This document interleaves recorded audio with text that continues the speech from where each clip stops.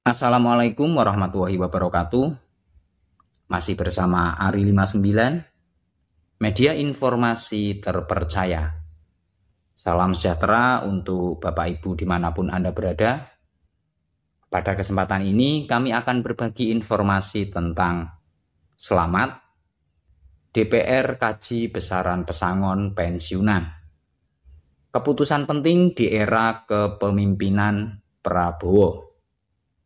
Bagi Bapak Ibu yang baru saja menemukan channel ini, mohon dukungannya dengan cara klik tombol like, subscribe, dan nyalakan notifikasinya agar Bapak Ibu mendapatkan info-info terbaru dari channel kami. Berikut informasi lengkapnya.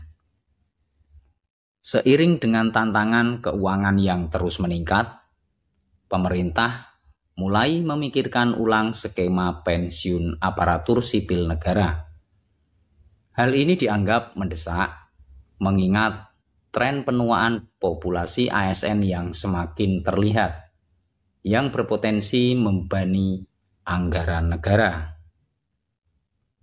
Berdasarkan data semester pertama tahun 2023 dari Badan Kepegawaian Negara, sejumlah ASN aktif mencapai 4.282.429 orang dengan 2.679.930 diantaranya mendekati usia pensiun. Kondisi ini mendorong pemerintah untuk mengevaluasi skema pensiun lama, yaitu Pay As You Go, yang dianggap tidak lagi sesuai dengan kebutuhan. Dalam skema lama, negara menanggung dana pensiun ASN beserta hak-hak keluarga mereka, seperti istri atau suami yang ditinggalkan.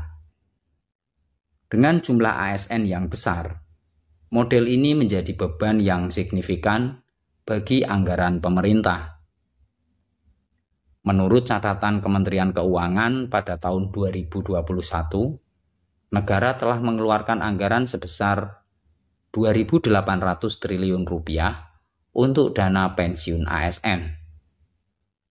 Dari jumlah tersebut, 900 triliun rupiah dialokasikan untuk ASN pemerintah pusat, sementara 1.900 triliun untuk ASN di pemerintah daerah.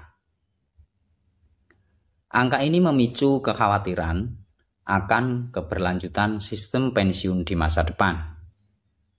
Salah satu opsi yang tengah dikaji adalah penggantian skema Pay As You Go menjadi fully funded.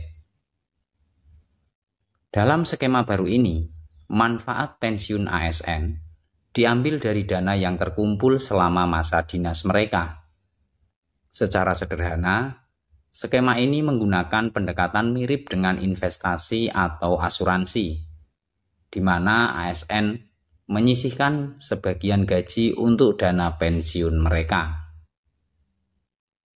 Keuntungan utama dari skema fully funded adalah potensi untuk mengurangi beban negara secara signifikan. Dana pensiun tidak lagi sepenuhnya ditanggung APBN, melainkan dari kontribusi ASN itu sendiri.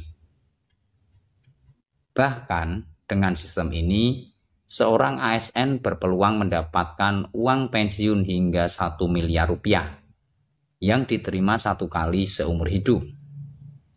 Namun, ada tantangan yang harus diatasi. Dengan pengelolaan dana yang besar, muncul risiko penyelewengan oleh oknum tertentu. Untuk mengantisipasi hal ini, pemerintah berencana memberikan mandat kepada Kementerian Keuangan untuk mengelola dana pensiun ASN secara transparan dan akuntabel. Penerapan skema fully funded tentu akan membawa perubahan signifikan bagi ASN dan keuangan negara. Di satu sisi, ASN akan memiliki kendali lebih besar atas dana pensiun mereka. Di sisi lain, pemerintah akan memiliki anggaran yang lebih fleksibel untuk dialokasikan pada sektor lain yang membutuhkan.